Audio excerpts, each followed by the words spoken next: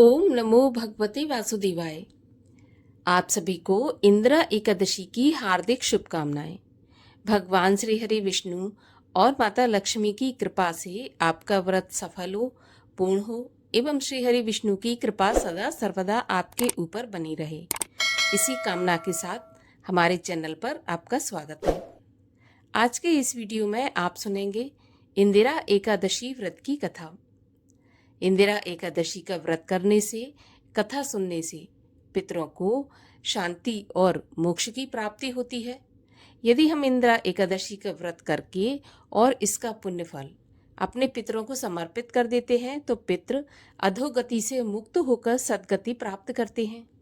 अगर व्रत कर सकते हैं तो अत्यंत श्रेष्ठ है, लेकिन अगर व्रत नहीं भी कर सकते तो भी एकादशी के दिन भगवान श्री हरि विष्णु की विधि विधान से पूजा करने के बाद इस कथा को अवश्य सुनना चाहिए और इसका जो पुण्य फल है अपने पितरों को समर्पित कर देना चाहिए। आज के इस वीडियो में इंदिरा एकादशी की कथा से पहले हम भगवान की एक और कथा का श्रवण करेंगे। तो आइए शुरू करते हैं कथा। एक बार भगवान श्री कृष्ण हस्तिनापुर से दुर्योधन के यज्ञ से निवृत्त होकर द्वारिका लौटे थे। यदुकुल की लक्ष्मी उस समय इंद्री लक्ष्मी को भी मात कर रही थी। सागर के मध्य स्थित श्री द्वारिकापुरी की छटा अमरावती की शोभा को भी तिरस्कृत कर रही थी। इंद्र इससे मन ही मन लज्जित तथा अपनी राज्य लक्ष्मी से द्वेष सा करने लगे थे। ऋषिकेश नंदनंदन की अद्भुत राज्यश्री की बात सुनकर उसे देखने के लिए उसी समय बहुत से राजा द्वारिका पधारे। इनमें कौरव पांडवों के साथ पांड्य, चोल, कलिंग, द्रविड़, खस आदि अनेक देशों के राजा महाराजा भी सम्मिलित थे। इन सभी राजा महाराजाओं के साथ भगवान श्री कृष्ण सुधर्मा सभा में स्वर्ण सिंहासन पर विराजमान थे। अन्य राजा महाराजगण भी चित्र विचित्र आसनों पर यथास्थान चारों ओर से उन्हें घेरे बैठे थे। उस समय वहां की शोभा बड़ी विलक्षण थी। ऐसा लगता था मानो देवताओं तथा असुरों के बीच साक्षात प्रजापति ब्रह्मा जी विराज रहे हों। इसी समय मेघनाद के समान तीव्र वायु का नाद हुआ और बड़े जोरों की हवा चली। ऐसा लगता था कि अब भारी वर्षा होगी और दुर्दिन सा दिखने लग गया। पर लोगों को बड़ा आश्चर्य हुआ, जबकि इस तुमिल दुर्दिन का भेदन न करके उसमें से साक्षात देवऋषि नारद निकल पड़े। वे ठीक अग्निशिखा के समान नरेंद्रों के बीच सीधे उतर पड़े। नारद जी के पृथ्वी पर उतरते ही वह वायु का, मेघ आदि का आडंबर समाप्त हो गया। समुद्र के समान दिखने वाला नृपमंडली के बीच उतरकर देवऋषि ने सिंहासन पर बैठे हुए भगवान श्री कृष्ण की तरफ मुख करके कहा कि हे पुरुषोत्तम, देवताओं के बीच आप ही परम आश्चर्य और धन्य हैं। इसे सुनकर प्रभु ने कहा, हाँ, मैं दक्षिणाओं के साथ आश्चर्य और धन्य हूँ। इस पर देवऋषि ने कहा, प्रभु, मेरी बात का उत्तर मिल गया, अब मैं जाता हूँ। नारद जी को चलते देख राजाओं को बड़ा आश्चर्य हुआ। वे कुछ भी समझ नहीं सके कि आखिर बात क्या है। नारद जी आए क्यों थे और चले क्यों। उन्होंने भगवान श्री कृष्ण से पूछा कि प्रभु, हम लोग इस दिव्य तत्व को कुछ जान नहीं पाए। यदि गोपनीय ना हो तो इसका रहस्य हमें समझाने की कृपा करें। इस पर भगवान ने कहा कि आप लोग धैर्य रखें, इसे स्वयं नारद जी ही सुना रहे हैं।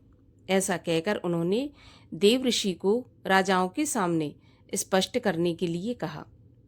नारद जी कहने लगे, राजाओं सुनो, जिस प्रकार मैं इन श्री कृष्ण के महात्म को जान सका हूँ वह तुम्हें बताता हूँ। एक बार मैं सूर्योदय के समय एकांत में गंगा किनारे घूम रहा था। इतने में ही वहाँ एक पर्वताकार कछुआ आया। मैं उसे देखकर चकित रह गया। मैंने उसे अपने हाथ से स्पर्श करते हुए कहा कि हे कछुए, तुम्हारा शरीर परम आश्चर्यमय है। वस्तुतः तुम धन्य हो, क्योंकि तुम निशंक और निश्चिंत होकर इस गंगा में सर्वत्र विचरते रहते हो। फिर तुमसे अधिक धन्य कौन हो सकता है। मेरी बात पूरी भी नहीं हो पाई थी कि बिना ही कुछ सोचे हुए कछुआ बोला, हे मुनिवर, भला मुझ में आश्चर्य क्या है, तथा हे प्रभु, मैं धन्य भी कैसे हो सकता हूँ।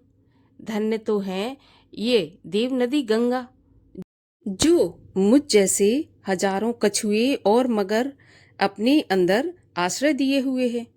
मेरे जैसे असंख्य जीव इनमें भरे हैं, विचरते हैं। भला इनसे अधिक आश्चर्य तथा धन्य और कौन है।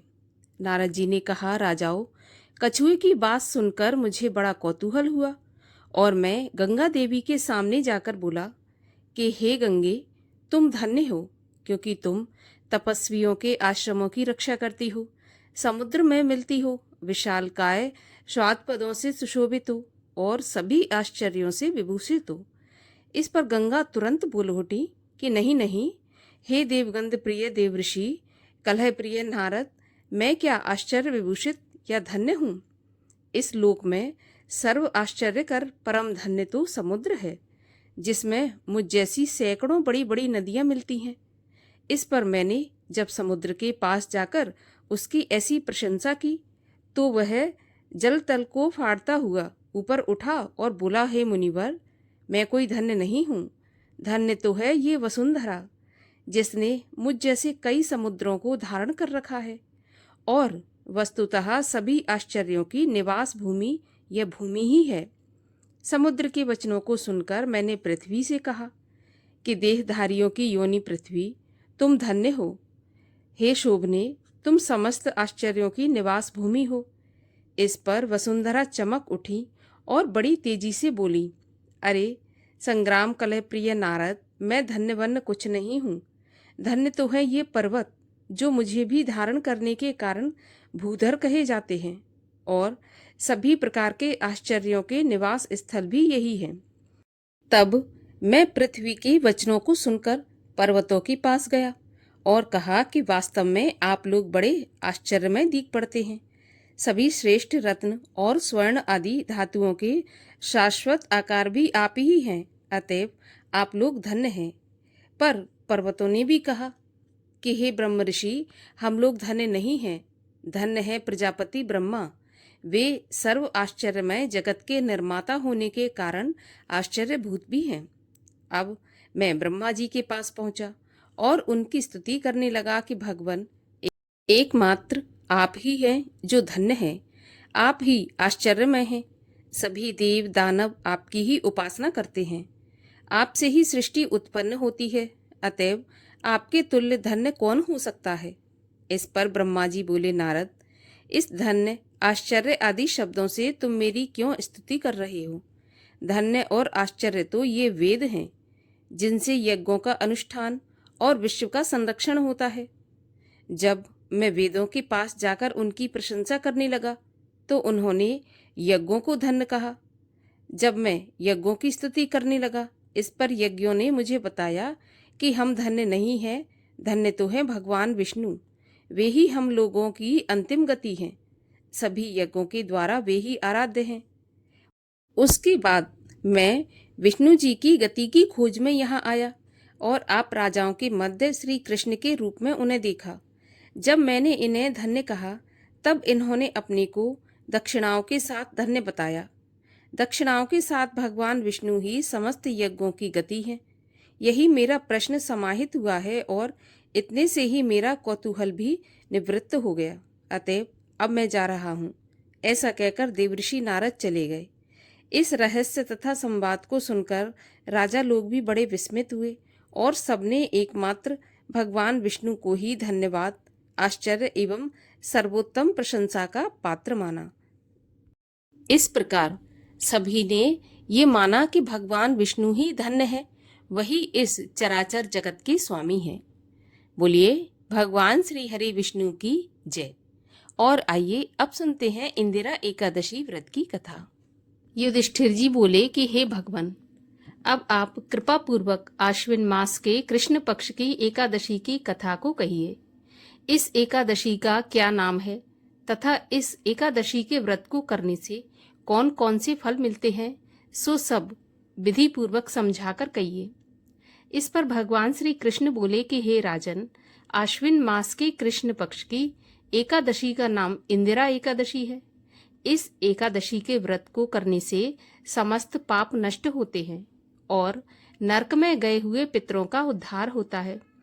इस एकादशी की कथा के सुनने मात्र से ही वाजपेयी यज्ञ का फल प्राप्त होता है। प्राचीन सतयुग में माहिष्मती नाम की एक नगरी में इंद्रसेन नाम का एक प्रतापी राजा राज्य करता था। वह पुत्र, पौत्र, धन धान्य आदि से पूर्ण और सदैव शत्रुओं का नाश करने वाला था। एक समय राजा अपनी सभा में सुखपूर्वक बैठा था कि तभी महर्षि नारद जी आकाश मार्ग से उतरकर वहां आए। नारद जी को देखकर राजा अपने आसन से उठा और अर्घ्य देकर उनकी पूजा करके उन्हें आसन दिया। महर्षि नारद बोले कि हे राजन, आपके राज्य में सब कुशल है। मैं आपकी धर्मपरायणता देखकर अत्यंत प्रसन्न हूँ। तब राजा बोला कि हे महर्षि, आपकी कृपा से मेरे राज्य में सब कुशल पूर्वक है तथा आपकी कृपा से मेरे समस्त यज्ञ कर्म आदि सफल हो गए हैं। हे देव, अब आपकी क्या आज्ञा है?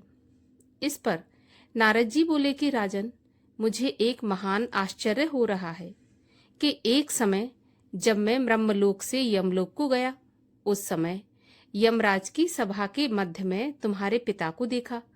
तुम्हारे पिता महान ज्ञानी, दानी और धर्मात्मा थे। वे एकादशी के व्रत के बिगड़ जाने से यमलोक को चले गए। तुम्हारे पिता ने मुझसे तुम्हारे लिए एक समाचार भेजा है कि आप मेरे पुत्र के पास जाएं। मेरे पुत्र का नाम इंद्रसेन है, जो कि महिष्मती नाम की नगरी में राज्य करता है। मुझे किसी पूर्व जन्म के बुरे कर्म के कारण यह लोक मिला है। यदि मेरा पुत्र इंद्रसेन आश्विन मास के कृष्ण पक्ष की इंदिरा एकादशी का व्रत करे और उस व्रत के पुण्य को मुझे दे दे, तो मेरी मुक्ति हो जाए और मैं इस लोक से छूटकर स्वर्ग लोक में वास करूंगा। तब राजा ने महर्षि नारद से पिता के ऐसे दुखपूर्ण वाक्यों को सुना तो उसे महान दुख हुआ और इंदिरा एकादशी के व्रत की विधि पूछने लगा कि हे नारद जी, अब आप मुझे इस एकादशी के व्रत की विधि बताइए। इस पर नारद जी बोले कि राजन, आश्विन मास के कृष्ण पक्ष की दशमी के दिन प्रातःकाल श्रद्धा सहित स्नान करना चाहिए। इसके पश्चात दोपहर को भी स्नान करना चाहिए। उस समय जल से निकलकर श्रद्धा पूर्वक पितरों का श्राद्ध करें और उस दिन एक समय भोजन करें और रात्रि को पृथ्वी पर शयन करें। इसके दूसरे दिन अर्थात एकादशी के दिन प्रातःकाल दातून करें और स्नान के पश्चात भक्तिपूर्वक व्रत को धारण करें और ये कहना चाहिए कि मैं आज निराहार रहूंगा और समस्त भोगों का त्याग करूंगा।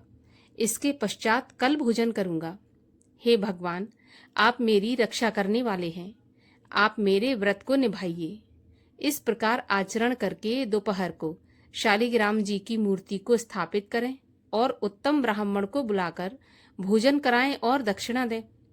भोजन में से कुछ हिस्से गौ को दें और विष्णु भगवान की धूप, दीप, नैवेद्य आदि से पूजा करें और रात्रि को जागरण करें। इसके उपरांत द्वादशी के दिन मौन रहकर बंधु बांधवों सहित भोजन करें। हे राजन, यह इंदिरा एकादशी के व्रत की विधि है। हे राजन, यदि तुम आलस्य रहित होकर इस एकादशी के व्रत को करोगे तो तुम्हारे पिता अवश्य ही स्वर्ग में जाएंगे। राजा ने इंदिरा एकादशी के आने पर उसका विधि पूर्वक व्रत किया। बंधु बांधव सहित इस व्रत के करने से आकाश से पुष्पों की वर्षा हुई और राजा के पिता यमलोक से रथ पर चढ़कर स्वर्ग को गए। राजा इंद्रसेन भी इस एकादशी के प्रभाव से इस लोक में सुख भोग कर अंत में स्वर्ग लोक को गया। भगवान श्री कृष्ण कहने लगे, हे धर्मराज युधिष्ठिर, ये मैंने तुम्हारे सामने इंदिरा एकादशी व्रत का महात्म वर्णन किया है। इस कथा के पढ़ने और सुनने मात्र से ही समस्त पाप नष्ट हो जाते हैं और अंत में मनुष्य स्वर्ग लोक में जाकर निवास करता है। बोलिए भगवान विष्णु की जय। एकादशी माता की जय। और आइए अब करते हैं भगवान विष्णु की आरती। ओम जय जगदीश हरे स्वामी, जय जगदीश हरे। भक्त जनों के संकट क्षण में दूर करे। ओम जय जगदीश हरे।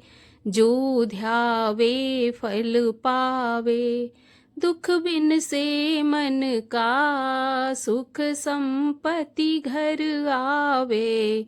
कष्ट मिटे तन का, ओम जय जगदीश हरे।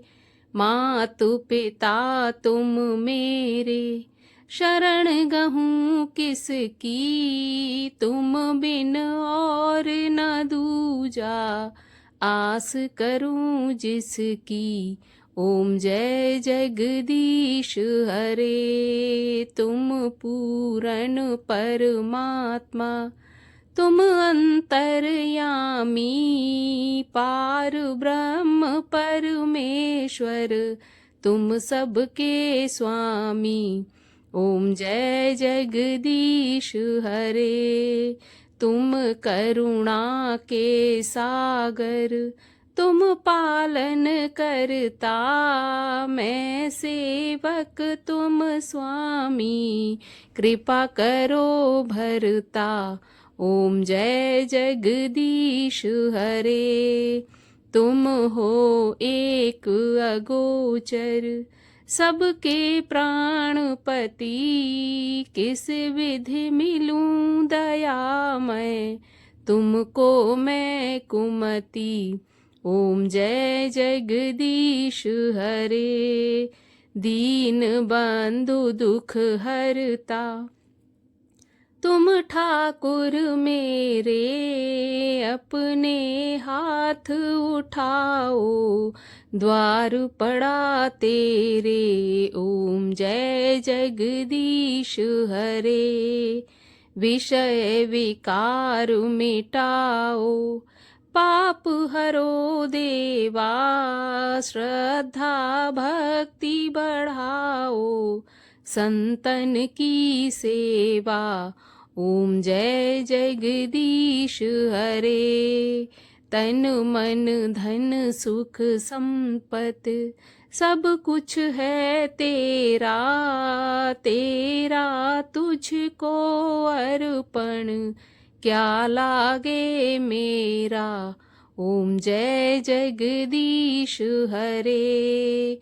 श्री जगदीश जी की आरती जो कोई नर गावे। कहत शिवानंद स्वामी, सुख संपत्ति पावे। ओम जय जगदीश हरे। बोलिए विष्णु भगवान की जय। एकादशी माता की जय।